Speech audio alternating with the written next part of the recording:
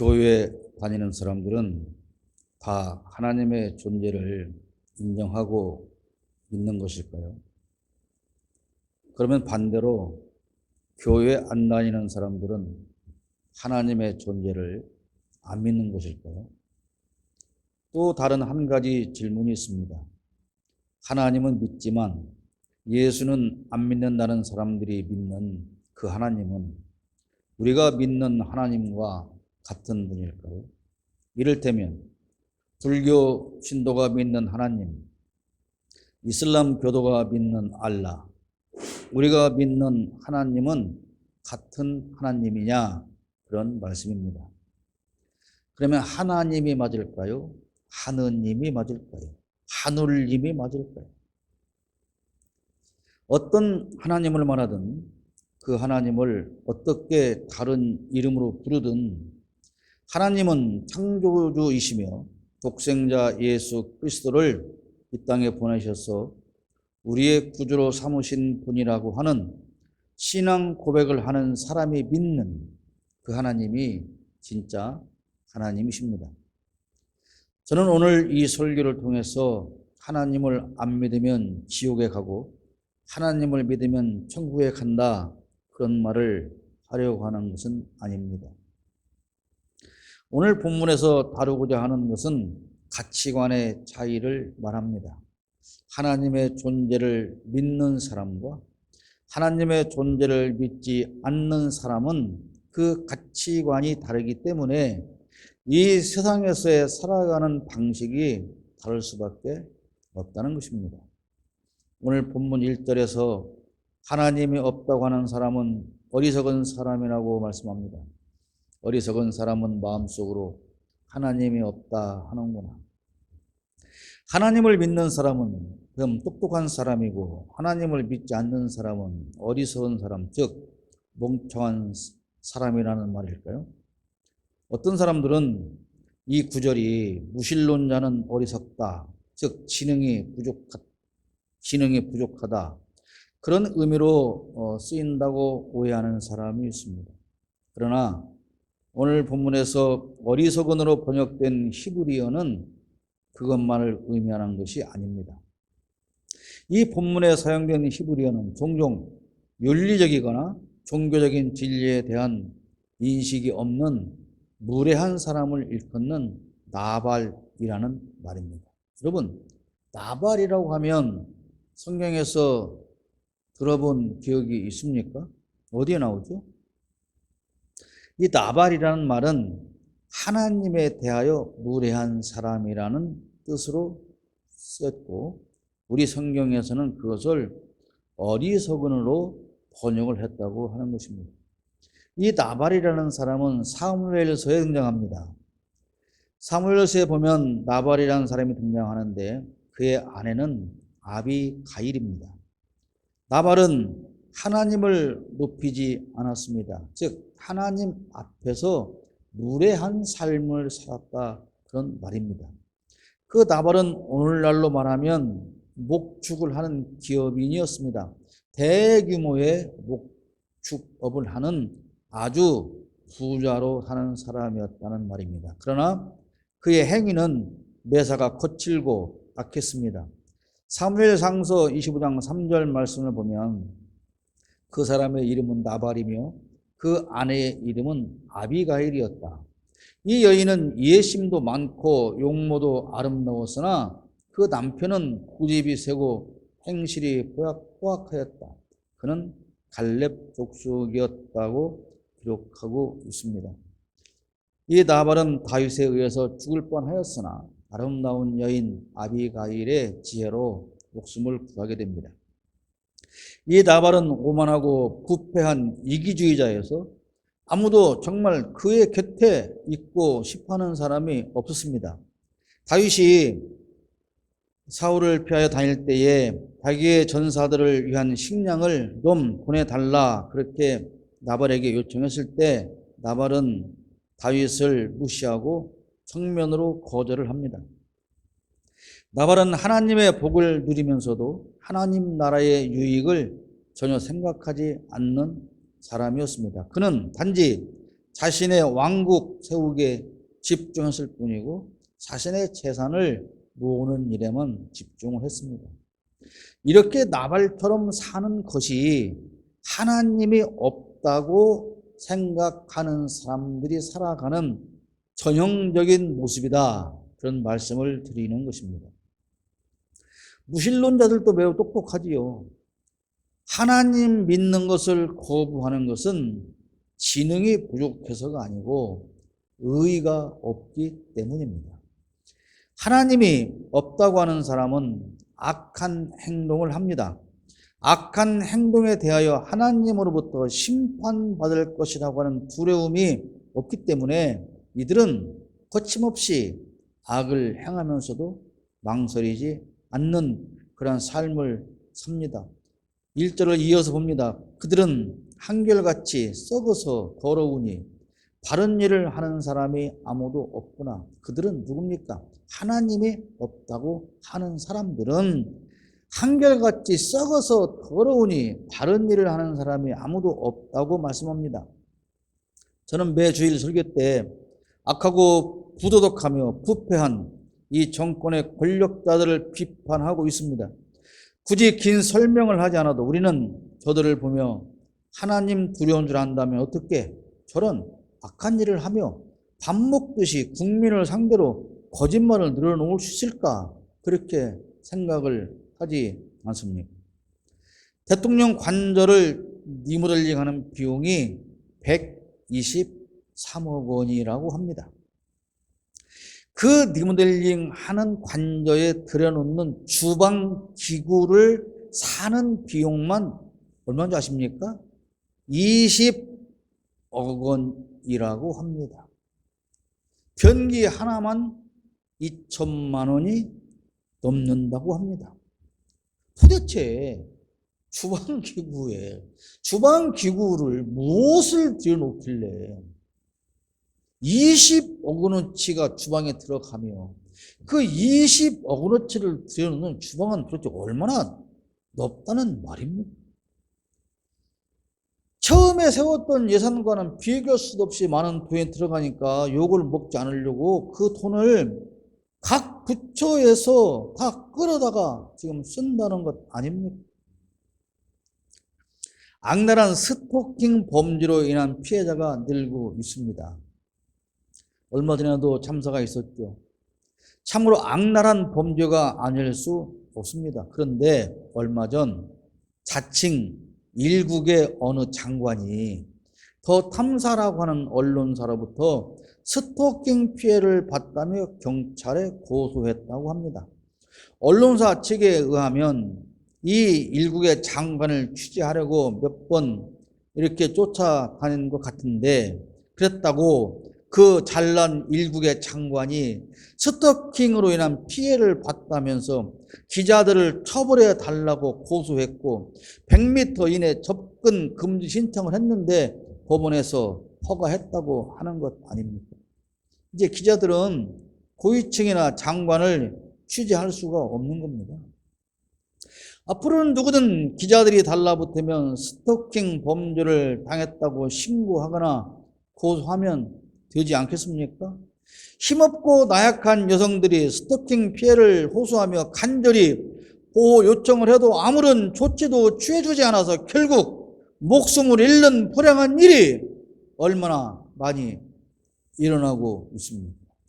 자기 말처럼 일국의 그 잘난 장관이라는 작자가 그렇게도 연약해서 보호받을 약자의 위치에 있다는 겁니까?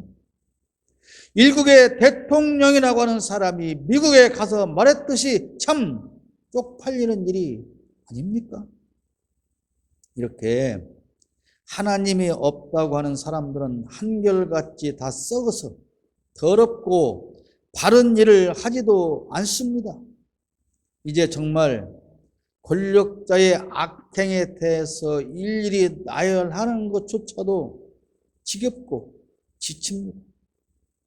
그러면 이렇게 악하고 더럽고 추악하게 사는 사람은 다 교회에 안 다니는 사람들입니까? 그렇지 않습니다. 교회 안에도 이보다 더 추악한 삶을 사는 사람은 얼마든지 있습니다.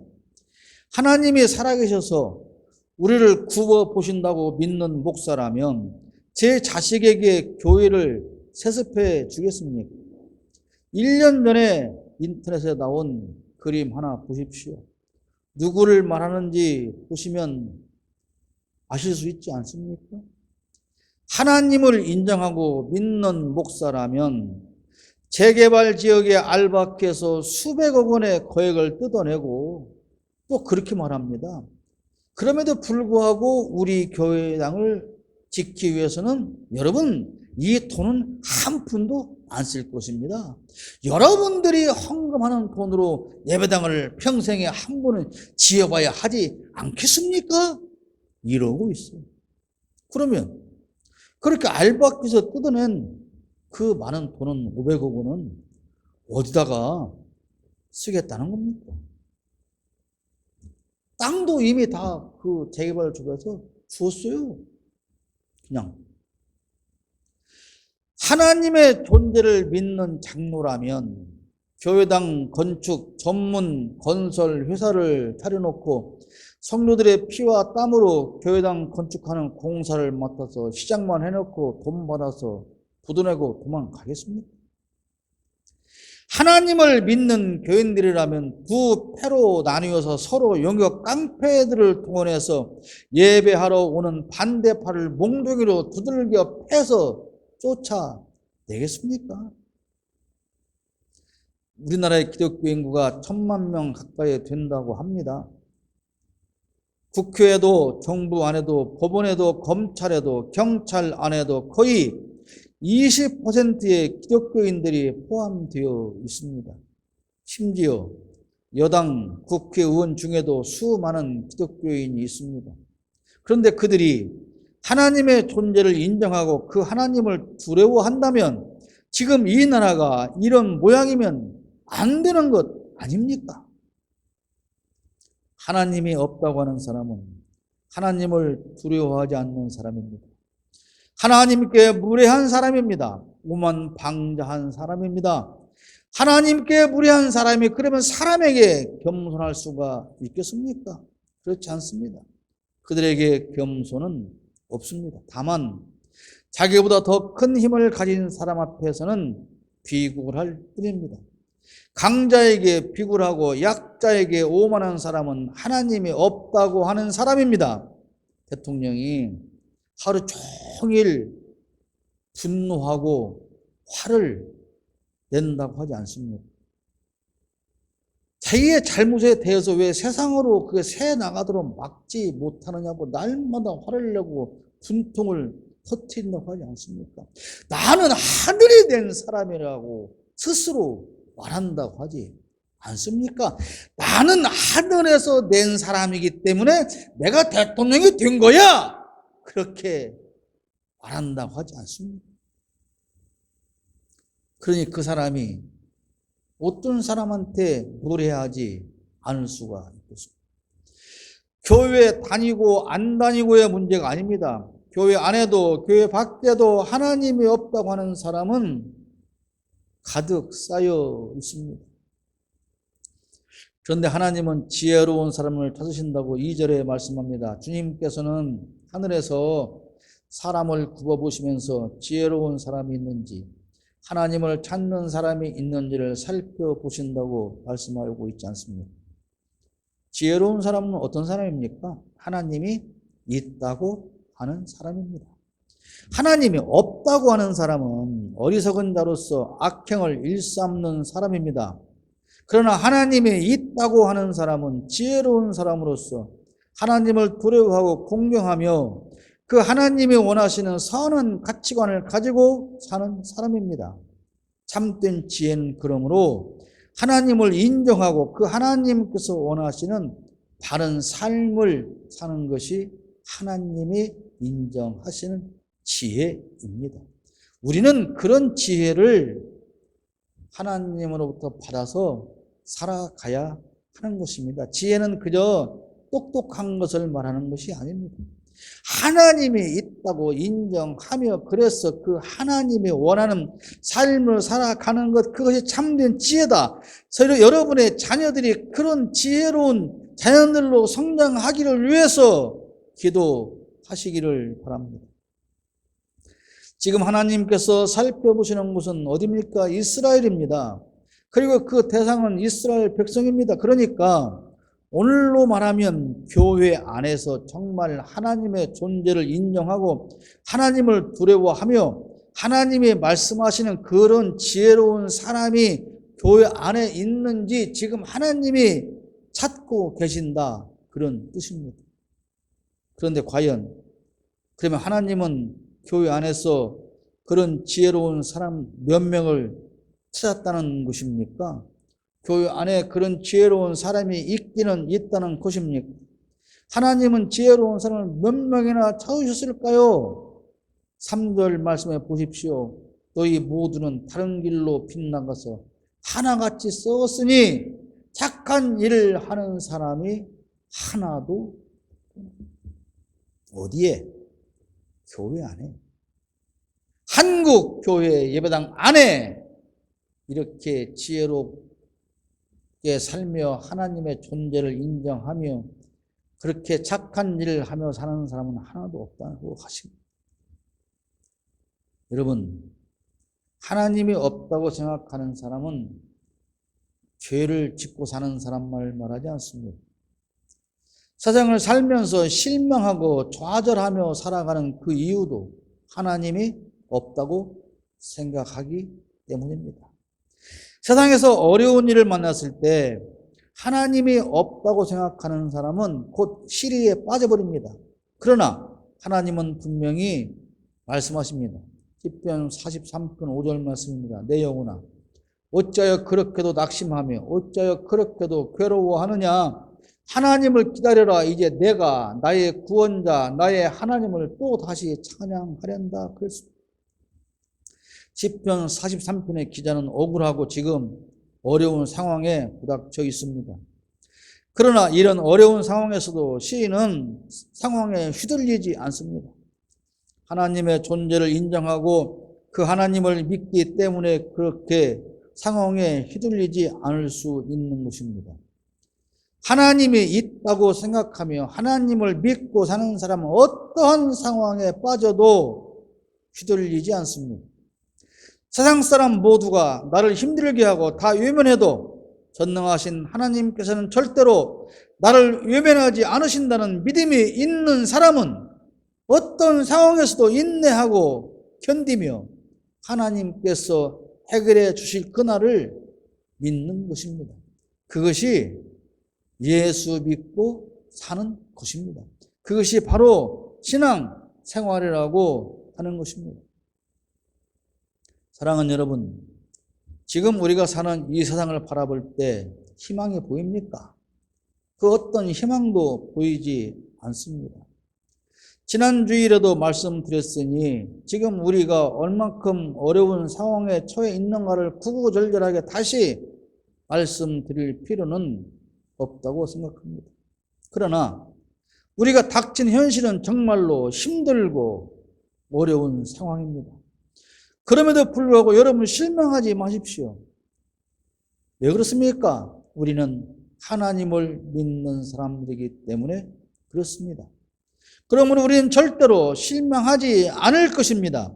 지금까지 이 나라와 민족을 인도해 오신 하나님께서 가장 이른 시간 안에 우리가 당하고 있는 이 모든 어려움을 반드시 해결해 주실 것을 믿습니다.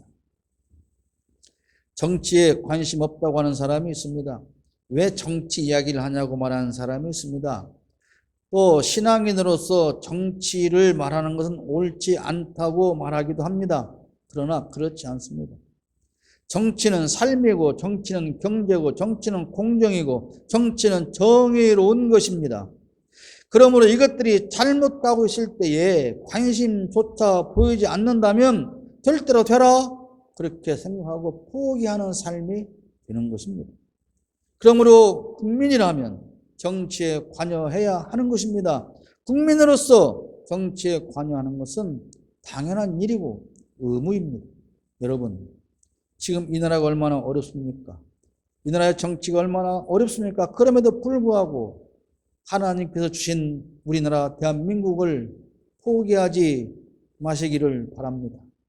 우리 한국 교회를 포기하지 말기를 바랍니다. 하나님을 인정하는 신앙인에게는 포기라고 하는 단어는 없습니다. 하나님을 인정하는 사람은 포기하지 않습니다. 시편 27절 14절 말씀을 봅니다. 너는 주님을 기다려라. 강하고 담대하게 주님을 기다려라. 여러분의 삶 속에서 어떤 상황을 맞이해도 절대 포기하지 마십시오. 신앙은 믿고 기다리는 것입니다. 하나님께서 여러분이 안고 있는 모든 문제를 반드시 해결하실 그날이 올 것을 믿고 포기하지 말고 기도하며 기다리십시오. 그것이 하나님을 믿는 삶입니다. 여러분의 자녀가 여러분을 얼마나 힘들게 합니까? 그 철없는 아이들 때문에 얼마나 힘이 듭니까? 그러나 아직은 그 아이가 그럴 나이이기 때문에 그러는 것입니다. 부모들은 아이가 태어나면서부터 철들기를 원하죠. 아이가 태어나면서부터 걸어다니면 얼마나 좋겠습니까? 아이가 태어나면서부터 기저귀 안 차고 화장실에 가서 지 혼자 볼일 보러 다니면 얼마나 좋겠습니까? 그러나 그렇게 될 수가 없습니다. 지금 나를 힘들게 하는 내 자녀의 나이, 그 나이를 먹었을 때 나를 돌아보십시오. 과연 나는 지금 그 아이의 그 나이 때 오늘 이 어른처럼 나는 살았을까요? 그렇지 않습니다. 정도는 다를 수 있어도 내용은 다를 수 있어도 나도 그 나이 때는 그렇게 부모 속 썩이며 살았습니다. 저는 가끔 아주 제가 어렸을 때가 아닌 불과 얼마 전에 내 모습을 생각하면서도 부끄러워서 혼자 얼굴을 붉힐 때가 아주 많습니다. 아이고 그때 왜 그랬지? 남들이 얼마나 손가락질 했을까 하고 생각하면 정말 부끄러운 일들이 한둘이 아닙니다. 우리는 다 그렇습니다.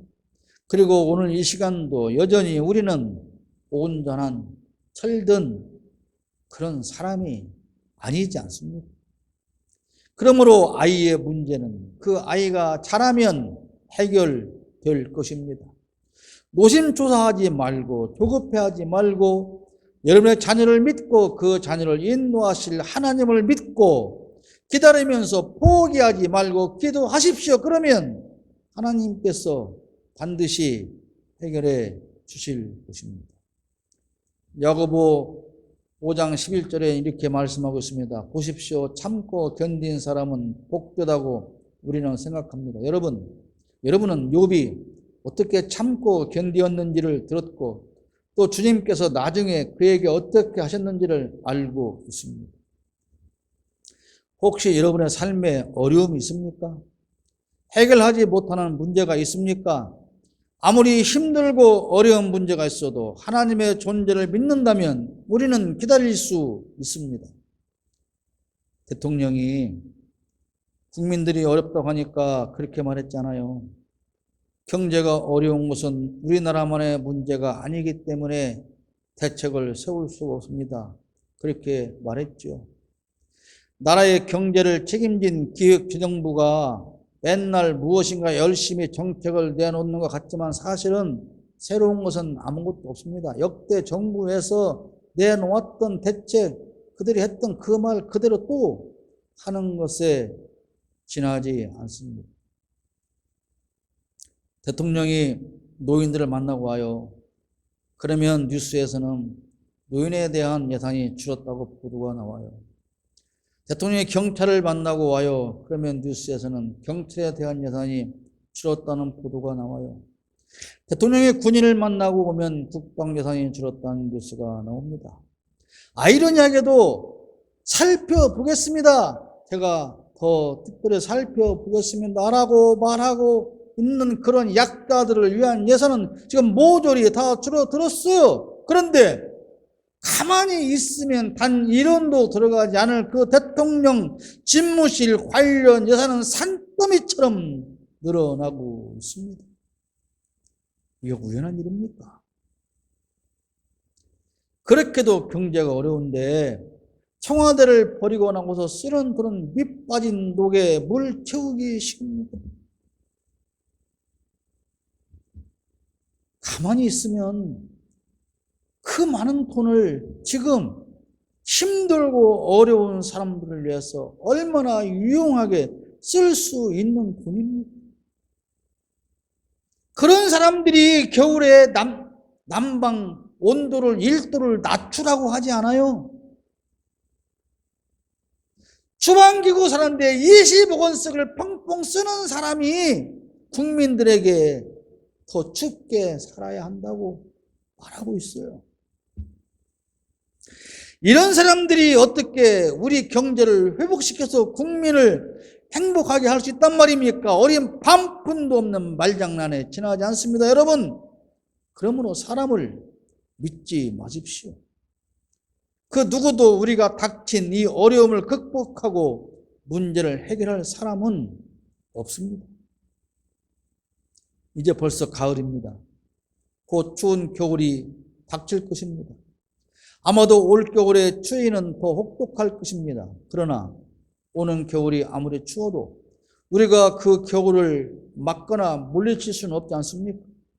더욱 따뜻하게 입고 추위를 견디며 살아남아서 다가오는 봄을 맞이해야 합니다. 욥이 그 힘든 시련 속에서도 하나님을 원망하지 않고 인내할 수 있었던 것은 하나님을 믿었기 때문입니다.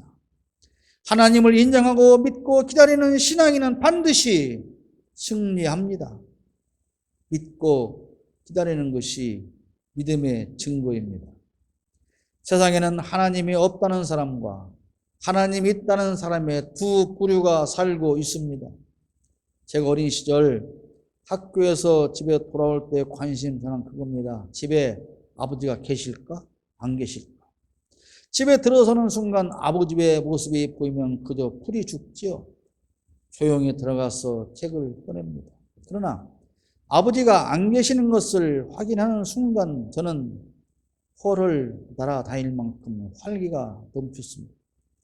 나중에 어찌 될지 모르지만 당장은 나를 혼내는 아버지가 안 계시기 때문에 내 마음대로 할 수 있었기 때문입니다.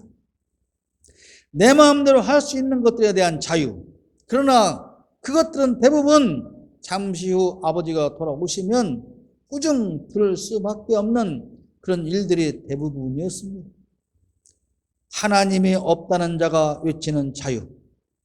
그러나 그것은 자기의 더러운 이익만을 위한 불공정한 행동에 대한 자유일 뿐입니다. 그리고 그 자유로운 행동은 범죄로 연결됩니다. 그러므로 반드시 처벌받게 될 것입니다. 여러분, 하나님은 의인의 편이십니다. 5절 말씀을 봅니다. 하나님이 의인의 편이시니 행악자가 크게 두려워한다. 행악자의 생각에는 정말 하나님이 절대로 없다라고만 생각할까요? 그렇지 않습니다. 그들도 하나님을 두려워합니다.